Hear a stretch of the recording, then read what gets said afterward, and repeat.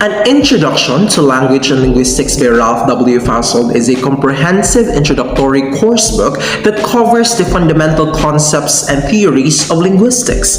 This book provides an overview of the nature of language and its structure. The book is aimed at students of linguistics and language studies, as well as those related fields of anthropology, psychology, and at the same time, communication studies. It is intended to provide a foundation for further study in the field of linguistics and to equip students with necessary tools to analyze and understand language used in various contexts. Magis Day. My name is Stephen Paul C. Shawan. Today, we will going to evaluate the coursebook that I have mentioned earlier.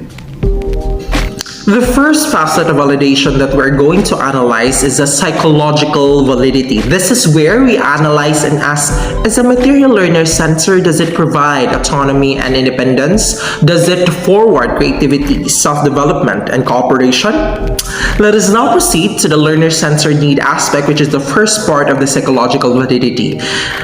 The book clearly spells out its aims and objectives and caters to the needs, wants, interests, and purpose of learners who are interested in learning about language and linguistics. This means that the materials are appropriate and effective in helping learners acquire knowledge about language and linguistics, and they make a positive contribution to heightening and sustaining learner motivation.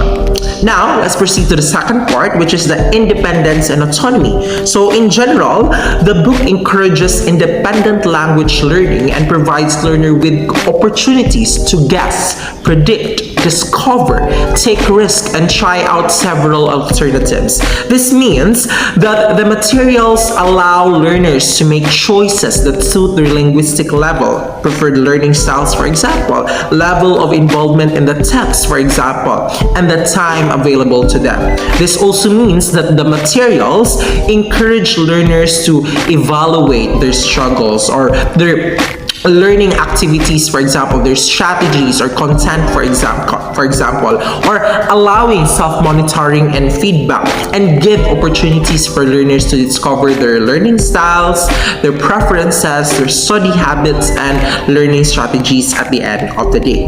Let us now proceed to the third part, which is a self-development. So the materials in general engage learners cognitively and effectively and credit them with a capacity for rational thoughts and problem solving, involving their emotions in the learning process. This means that the materials allow the individuals to develop their talents as fully as possible and help build personality and learners' voice, for example, giving learners an understanding of themselves as human beings rather than just a language learner. Lastly, on creativity. So in general, the materials exploit learners' prior knowledge and experience and provide opportunities for further development. This means that the materials allow sufficient opportunities for students' inventiveness and energy and encourage their participation, resource generation. So this means that additional challenging activities are provided for highly motivated learners in the materials or in the course book, and opportunities have been built into the materials for learners to contribute actively. So in conclusion, An Introduction to Language and Linguistics by Ralph W. Fasold meets the standards for psychological validity in terms of the learner's needs, independence and autonomy, self-development, creativity, and cooperation.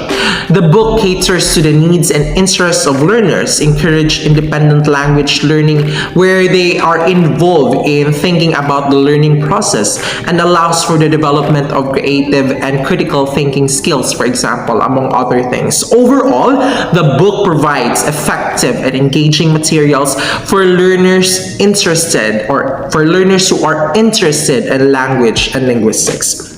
Let us now proceed to the next process of validity as take it over. Thank you, Stephen, for discussing the psychological validity. Let us now move on to the second type of validity, which is the concept of pedagogical validity, which refers to the effectiveness of teaching materials in promoting teacher development and student learning. Let us now know if our selected course book will have the qualities to be considered pedagogically valid in terms of A. Guidance, B. Choice, and C. Reflection, exploration, or innovation. First, let's take a look at the aspect of guidance. As you can see in this sample, the course book provides guidance through clear explanations of linguistic concepts and terminology, as well as examples and exercises to reinforce understanding. However, if you read the entire material, it does not provide teacher's notes or answer keys, only lesson summaries. Second, let's evaluate our course book in the choice aspect. In general, the course book encourages teachers to present the lessons in different ways as it provides a broad range of topics and concepts that can be adapted to different teaching styles and approaches. It also offers scope for adaptation and localization as teachers can select and modify the content to suit the needs of their students.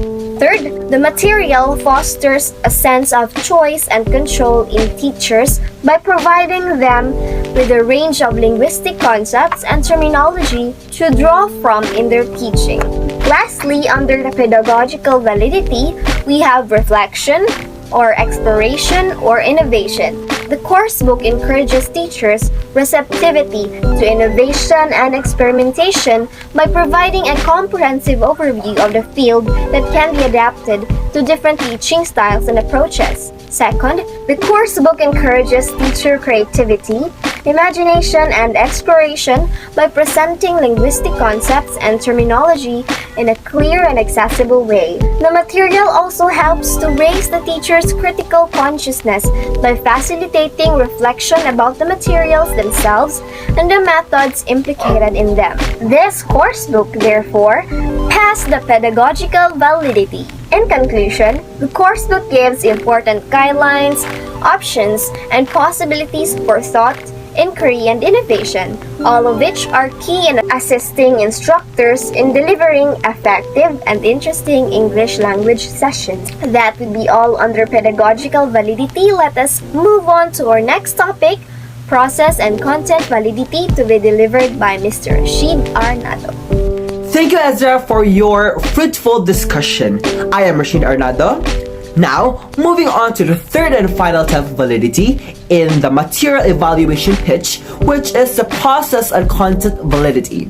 Let us now know if our selected course book will have the qualities under the process and content validity in terms of methodology, content, format, layout, and design, features of the materials, as well as the theoretical assumptions about the language and language learning that underpin them.